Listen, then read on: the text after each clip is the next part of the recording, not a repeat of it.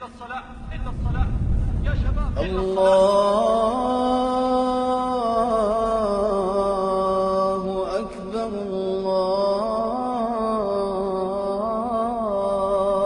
أكبر. إلا الصلاة يا شباب إلا الصلاة، ثم اصنعوا ما تشاءون لعل الله أن يتدارككم برحمته. يقول النبي صلى الله عليه وسلم باكيا، يقول: يا جبريل تضيع أمتي الصلاة؟ يا جبريل تضيع أمتي الصلاة؟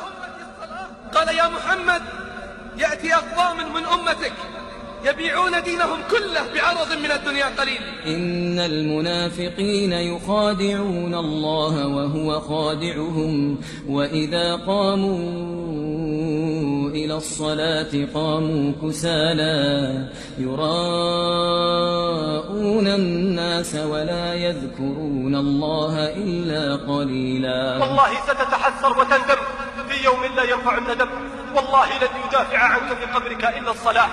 إلا الصلاة هي التي ستقف عند رأسك وتقول: أنا عمله، أنا من يشفع له. 5 صلوات.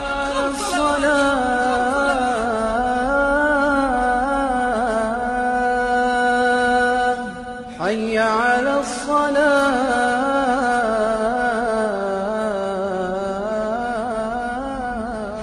صلوات من أداهن حيث ينادى بهن كن له نورا وضياء وبرهانا يوم القيامة.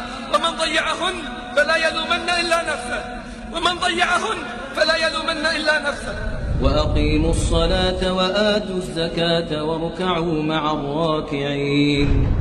إن الذي يريد أن يحاسب نفسه صادقا فليتفقد نفسه في صلاته وصلته مع ربه، فمن ضيعها فهو لما سواها أضيع.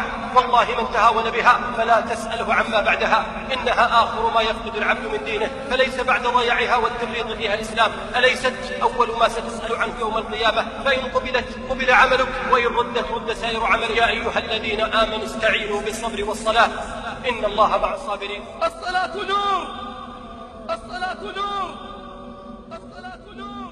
وأقيموا الصلاة وآتوا الزكاة وما تقدموا لأنفسكم من خير تجدوه عند الله إن الله بما تعملون بصير. الصلاة نور. كيف تستطيع أن تسير في الظلمات؟ كثير يتخبطون، كثير يشتكون من الهموم والغموم، علاجهم الانضمام إلى صفوف المصلين. مآسي الشباب في كل مكان، وعلاجهم ادخلوا بيوت الرحمن، انضبطوا في صفوف المصلين. الله أكبر.